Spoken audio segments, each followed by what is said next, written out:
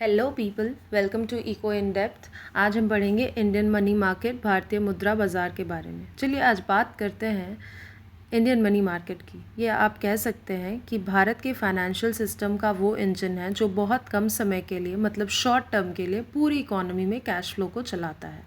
Now there is a question, just think of it.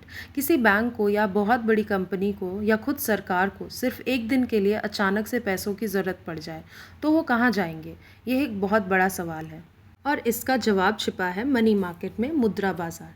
ये वो जगह है या वो बाज़ार है जहाँ शॉर्ट टर्म के लिए, मतलब एक दिन से लेकर एक साल तक के लिए पैसों का लेन देन होता है।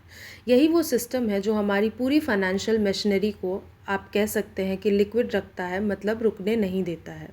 So what all we will study today. हम समझेंगे कि मनी मार्केट आखिर है क्या, इसके दो हिस्से ऑर्गेनाइज्ड और अनऑर्गेनाइज्ड क्या हैं, और कौन कौन से इंस्ट्रूमेंट्स या उपकरण इसमें इस्तेमाल होते हैं, ये इकोनॉमी के लिए इतना ज़रूरी क्यों है, और इसमें क्या क्या कमियां या डिफेक्ट्स हैं।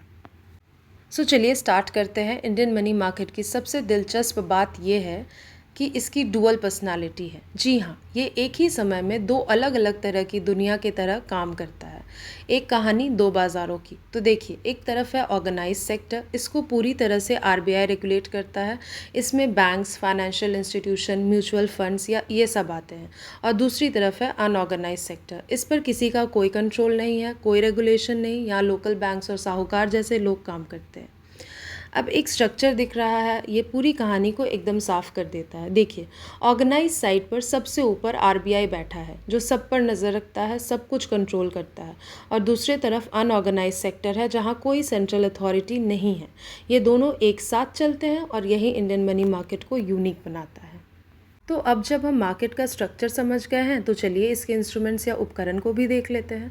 वो कौन कौन से इंस्ट्रूमेंट्स हैं जिनका इस्तेमाल इस शॉर्ट टर्म फाइनेंस के खेल में होता है। सबसे पहला है कॉल मनी। इसे ऐसे समझिए, एक बैंक को आज रात के लिए पैसों की सख्त ज़रूरत है।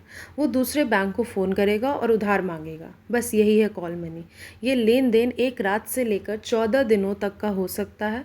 और मज़े की बात यह है कि इसका जो इंटरेस्ट रेट है, जिसे हम कॉल मनी रेट कहते हैं, वो डिमांड सप्लाई के हिसाब से घंटे घंटे में बदलते रहता है। मतलब ये एकदम लाइव चलता है। ये रेट एक तरह से पूरे फाइनेंशियल सिस्टम का फीवर मेजर करने वाला थर्मामीटर है। रेट ऊपर गया मतलब सिस्टम में कैश की बहुत ज़्यादा कमी हो गई है। अब आते हैं एक सुपर सेफ ऑप्शन पर, जो कि है ट्रेजरी बिल्स या टी बिल्स। जब हमारी केंद्रीय सरकार को अपने छोटे छोटे खर्चों के लिए या शॉर्ट टर्म के लिए पैसे चाहिए होते हैं तो वो आरबीआई के ज़रिए टी बिल्स जारी करती है। ये काम कैसे करता है? मान लीजिए 100 रुपये का टी बिल है, सरकार उसे आपको 98 रुपये में बेच देगी और मैच्योरिटी पर आपको पूरे 100 रुपये वापस देगी। जो 2 रुपये का फ़र्क होता है वही आपकी कमाई है। और क्योंकि इसके पीछे भारत सरकार की गारंटी है तो उसे रिस्क फ्री माना जाता है। एक ज़रूरी बात, स्टेट गवर्नमेंट टी बिल्स कभी भी जारी नहीं कर सकती है। यहाँ पर जो चित्र दिखाया गया है उसमें एक क्रॉस लगा हुआ है। State governments can not issue treasury bills. अब बारी है सर्टिफिकेट ऑफ डिपॉजिट यानी सीडी की। ये बैंकों का तरीका है बड़ी रकम, मतलब बल्क डिपॉजिट को एक फ़िक्स टाइम के लिए अपने तरफ खींचने का। इसमें कम से कम 1 लाख रुपए लगाने होते हैं और इसकी मैच्योरिटी 7 दिन से 1 साल तक हो सकती है। एक बात का ध्यान रखना होता है, अगर इसे समय से पहले तुड़वाया तो पेनल्टी लगती है। और ये भी जान लीजिए कि आरआरबी और कोऑपरेटिव बैंक इसे जारी नहीं कर सकता है। इस चित्र में आप देख सकते हैं कि जहाँ जहाँ क्रॉस है वो आप इस बैंक का फीचर्स नहीं है। अब बैंकों और सरकार से हटकर बात करते हैं बड़ी बड़ी कंपनियों की। उनके लिए है कमर्शियल पेपर्स। ये एक तरह का अनसिक्योर, मतलब बिना गारंटी वाला शॉर्ट टर्म लोन है जो अच्छी रेटिंग वाली कंपनियां सीधे मार्केट से उठाती है। ये बेसिकली एक प्रॉमिसरी नोट है। कंपनी बस अपनी साख जो क्रेडिट होती है, अपनी गुडविल के दम पर पैसा उठाती है। इसमें मिनिमम इन्वेस्टमेंट जो है वो 5 लाख रुपए का होता है।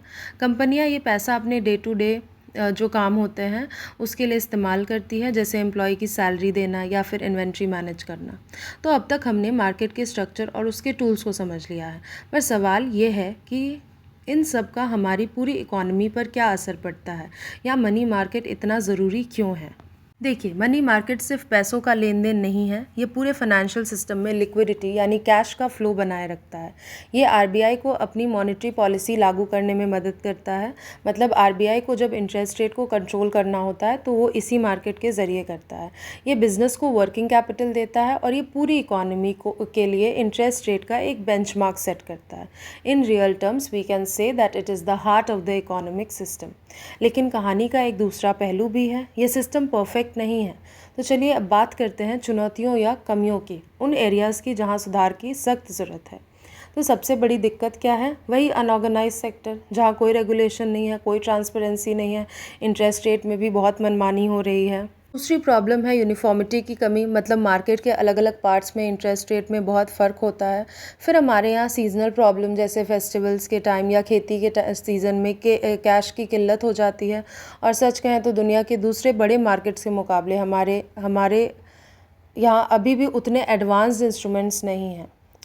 सो I'll end this with a sentence like बाज़ार की मांग और आपूर्ति में संतुलन बनाए रखने की क्षमता भारत की आर्थिक आकांक्षाओं के लिए निर्णायक होगी। मतलब इस मार्केट के सक्सेस इस बात पे टिका है कि वो क्रेडिट का जो डिमांड और सप्लाई के बीच में जो बैलेंस बनाना चाहता है वो कितने अच्छे से बन पा रहा है। So the last question is that आज जब भारत की इकोनॉमी इतनी तेज़ी से डिजिटल हो रही है तो क्या ये डिजिटाइजेशन इस बिखरे हुए अनऑर्गेनाइज्ड मनी मार्केट को मेन स्ट्रीम में ला पाएगा? Thank you, that's all for today. Do follow and subscribe my channel. Have a nice day.